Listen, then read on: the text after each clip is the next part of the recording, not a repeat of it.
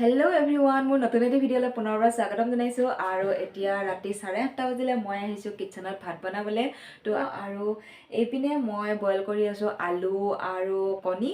আলু আৰু কণী কিহৰ লগত বনাওঁ দেখাই থাকিম, বেক কেমেৰা কৰি দেখাই দি আছোঁ আপোনালোকক, আৰু সম্পূৰ্ণ ভিডিঅ'টো চাই থাকিব।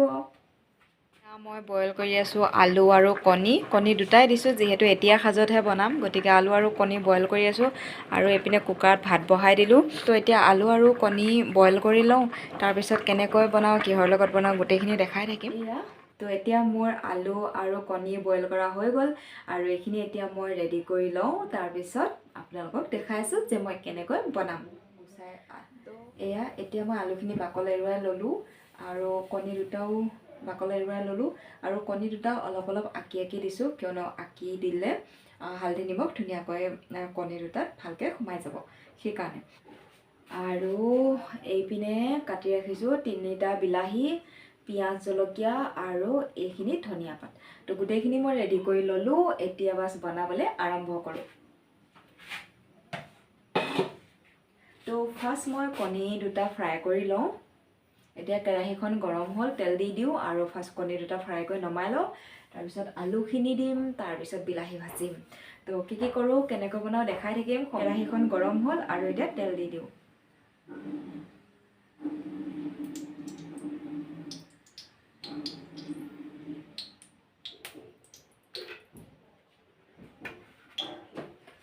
দি দিলোঁ তেল।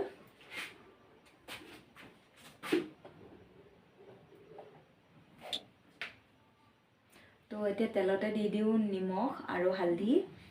তাৰপিছত নিমখ হালধি দিয়াৰ পিছত মই কণীকেইটা আগতীয়াকৈ ফ্ৰাই কৰি ল'ম।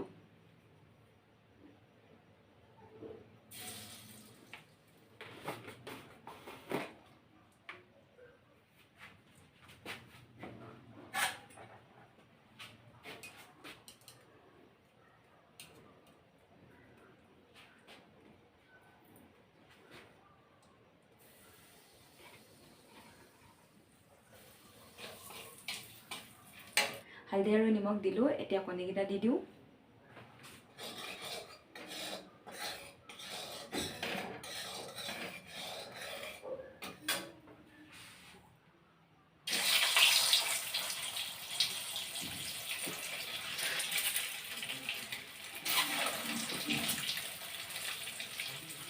কণীকেইটা দি দিলোঁ, এতিয়া কণীকেইটা ধুনীয়াকৈ ফ্ৰাই কৰি লওঁ।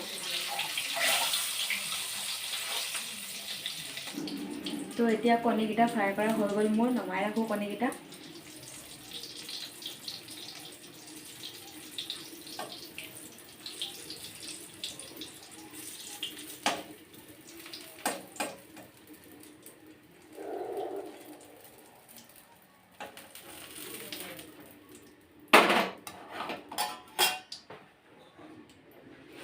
এতিয়া পিঁয়াজখিনি দি দিওঁ তেলতে।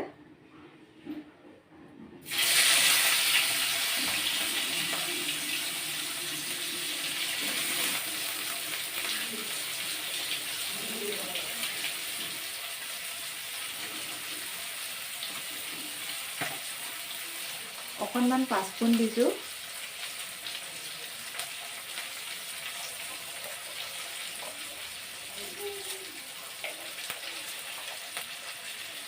অলপমান পাঁচফোৰণ দিছোঁ তেলতে পিঁয়াজৰ লগত। এতিয়া পিঁয়াজখিনি ভালকৈ ভাজি লওঁ। হালধি আৰু নিমখ দি পিঁয়াজখিনি ভালকৈ ভাজি ল'লোঁ, এতিয়া বিলাহীখিনি দি দিওঁ। এতিয়া মই বিলাহীখিনি দি দিছোঁ।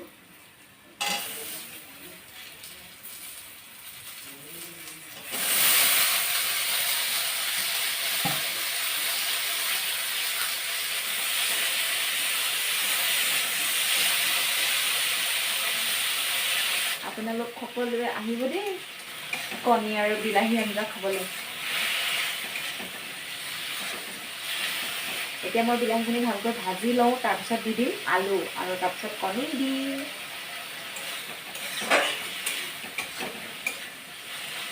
এতিয়া বিলাহীখিনি ধুনীয়াকৈ ভাজা হৈ গ'ল, আৰু এতিয়া মই আলুখিনি দি দিওঁ।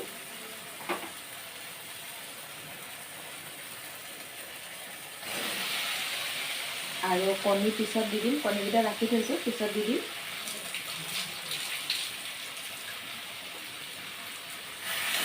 আলুখিনি দিয়াৰ পিছত বিলাহীৰ লগত আকৌ ভালকৈ ভাজি ল'ম।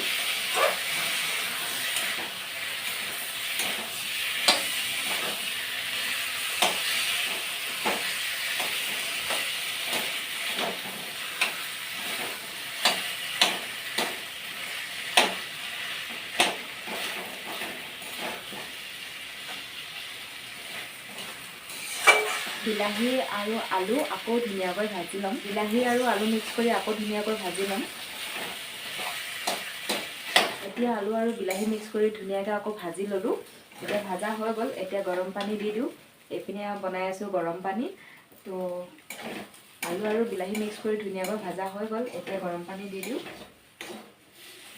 গৰম পানী দি দিলে সোনকালে আঞ্জাখন হৈও উঠিব আৰু গৰম পানী দিলে সোৱাদটোও ভাল হয়। আৰু মই একো মছলা ব্যৱহাৰ কৰা নাই। যদি মানে মন যায় তেতিয়াহ'লে আদা নহৰু পিচি পেলাই দিব পাৰি বা যিকোনো মছলা যি পচন্দৰ মছলা হয় দিব পাৰি। কিন্তু জৰুৰী নহয় যে চব বস্তুতে মছলা দি বনাবই লাগিব। চিম্পুলত বনাই খোৱাটো বেছি ভাল, বেছি হেল্ডি হয়। সেইটো কাৰণে মই বেছিভাগ বস্তু চিম্পুলতে বনাওঁ। মইতো এতিয়া একো ইউজ কৰা নাই, খালি তেলত অকণমান পাঁচফোৰণ দি দিছোঁ আৰু শেষত ধনিয়া পাত দি দিম কাটি পেলাই। বাছ আৰু একো মছলা ইউজ নকৰোঁ। মই বেছিভাগ চিম্পুলতে বনাওঁ। তো এতিয়া গৰম পানীখিনি দি দিওঁ।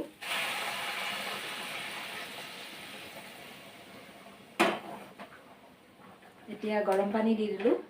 এতিয়া যিহেতু মই গৰম পানী দি দিলোঁ, এতিয়া ঢাকোন লগাই অলপ সময় ৰাখি দিম। উতলিবলৈ আৰম্ভ কৰিলে মই কণীকেইটা দি দিম তেতিয়া। আৰু শেষত ধনিয়া পাতখিনি দি দিম। বাছ খাবলৈ ৰেডি হৈ যাব। বহুত ধুনীয়া মানে কি লাগিব খাবলৈ। মোৰ বিশ্বাস, আপোনালোকক কৈছোঁ বহুত ধুনীয়া লাগিব খাবলৈ।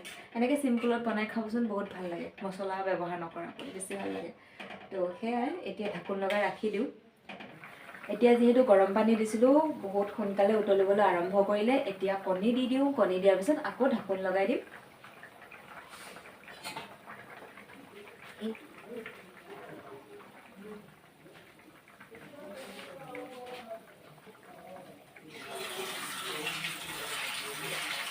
কণী দিয়াৰ পিছত অলপ সময় ঢাকোন লগাই ৰাখি দিলোঁ। আৰু এতিয়া ধনিয়া পাত দি দিওঁ কাটি।